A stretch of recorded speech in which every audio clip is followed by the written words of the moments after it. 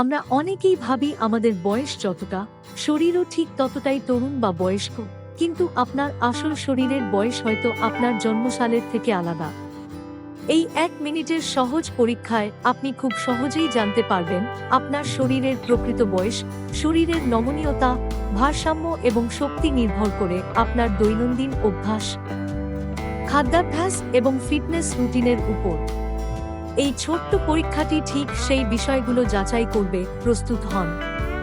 মাত্র 1 মিনিটে নিজের শরীরের বয়স নির্ণয় করুন এবং জেনে নিন আপনি কি সত্যিই আপনার বয়সের তুলনায় তরুণ, নাকি শরীর আপনার সাথে বয়স্ক আচরণ করছে। ফলাফল জানার পর অবশ্যই কমেন্টে শেয়ার করুন। 1 পায়ে সোজা হয়ে দাঁড়ান।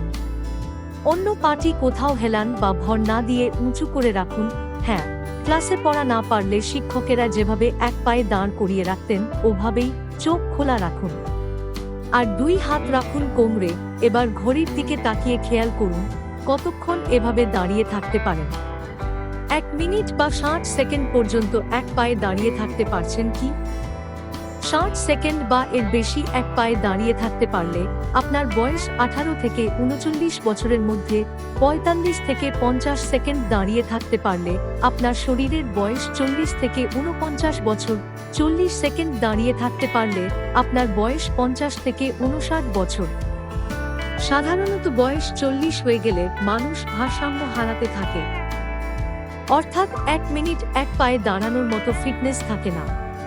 তবে আপনার লক্ষ্য থাকবে 40 বছরের পরেও ভারসাম্য ঠিক রাখা।